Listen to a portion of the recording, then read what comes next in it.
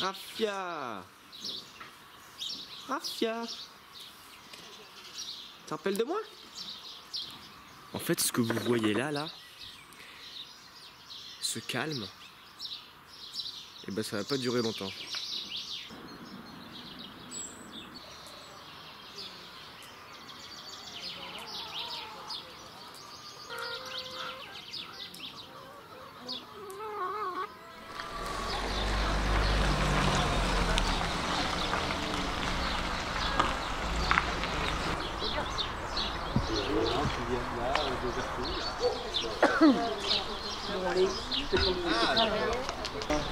Un pantalon de pyjama. Ouais, d'accord. On a de moins en moins de ces choses. Ah ouais.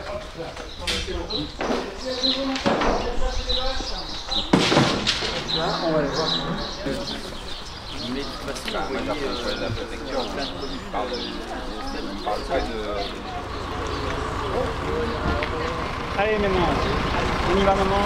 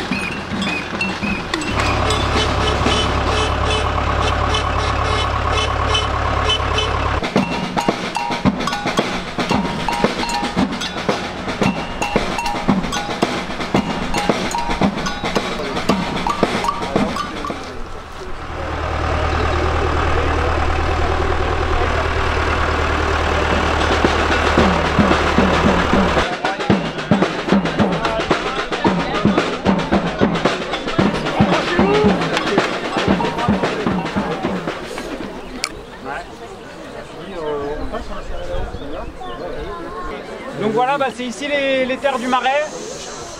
C'est des terres qui, pour ceux qui sont partis de Graland, là, où dès mon installation à Graland, il avait été question de racheter ces terres. Et en fait, ça fait 3 ans que ça dure à peu près.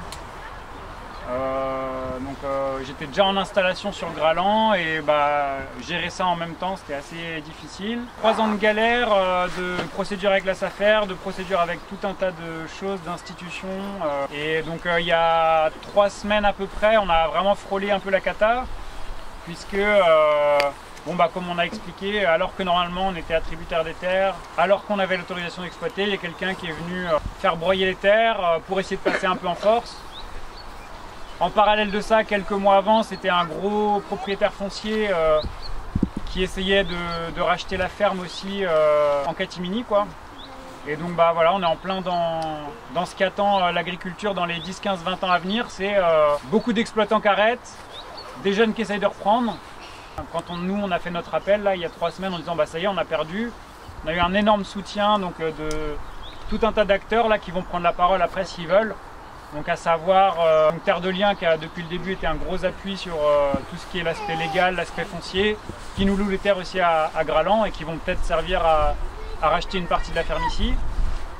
La Confédération Paysanne, pour ceux qui ne connaissent pas aussi, qui est une autre vision de l'agriculture que ce qu'on nous propose, quelque chose qui défend la petite paysannerie, ce qu'on essaie de défendre ici. La LPO qui est un gros partenaire aussi sur la ferme, parce qu'on essaie de dire qu'un producteur de légumes, de fruits, de viande, il peut être aussi producteur de nature, de biodiversité.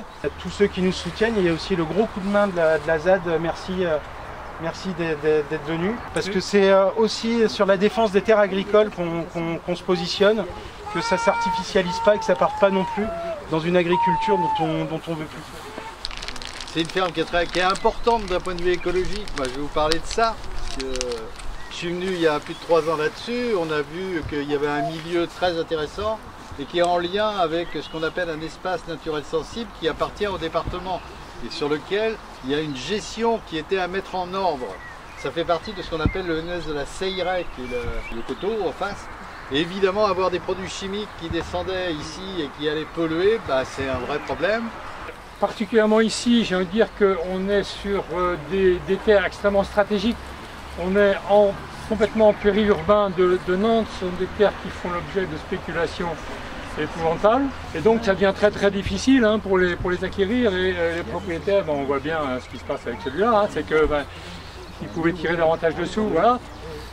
Nous, c'est ce qui se passe ici sur le Marais. On nous demande d'acheter les choix d'investissement qu'a fait le propriétaire précédent, à savoir du lapin. Et on achète un super hangar à lapins qui aujourd'hui, ce type d'exploitation est interdit en plus. N'empêche que c'est comme ça qu'on peut accéder à la terre. Je pense que c'est l'État qui va peut-être réagir à un moment parce qu'avec le toujours plus de capitaux à racheter, aujourd'hui ce qui se passe c'est qu'il y a des grosses sociétés qui arrivent avec des fonds étrangers carrément. Et peut-être qu'on va se rendre compte que c'est notre souveraineté alimentaire qui va être touchée. Peut-être.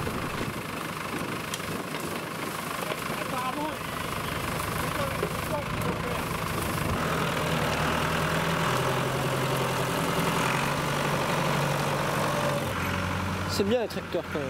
Ouais. C'est pratique. C'est pratique. Bon, oui.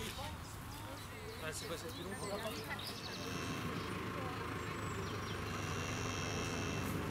Non, mais c'est quand même un métier où on est. Voilà, où faut faire ses preuves, faut se débrouiller aussi. Hein. C'est avant tout un combat, tu vois, où tu es sur tes terres et il faut réussir à défricher. Mais après, on peut pas tout connaître. C'est un métier où il faut être plombier, électricien, chauffagiste, éleveur, céréalier. Et donc ensuite, s'il faut aborder les notions foncières, les notions légales, tout ça, ça devient trop vaste. Et c'est là où effectivement on a besoin de réseaux extérieurs. Et c'est plus les réseaux extérieurs que les soutiens locaux qui vont servir. Quoi. Donc, c'est que dans les 5 années à venir, là, il y a 270 000 agriculteurs qui partent en retraite. Ouais. Donc là, il va y avoir vraiment de la place pour les jeunes. Et je pense qu'il va en falloir encore le double de jeunes si on veut réussir la transformation écologique de l'agriculture. Parce que si on part sur le même modèle, il y aura besoin de beaucoup moins.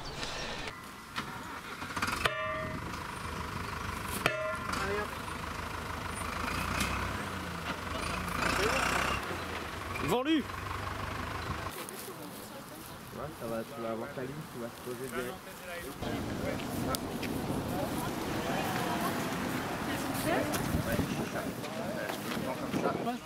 Non, là c'est pas encore. Et le poteau. Et donc le monde agricole n'est pas vendu à un système, il est convaincu qu'il n'en existe pas d'autre. Donc c'est là-dessus que nous on se bat. Et donc je dis les gars, allez-y, montrez-nous qu'un autre modèle est possible. Et puis nous, ça va nous servir. Voilà, tout simplement.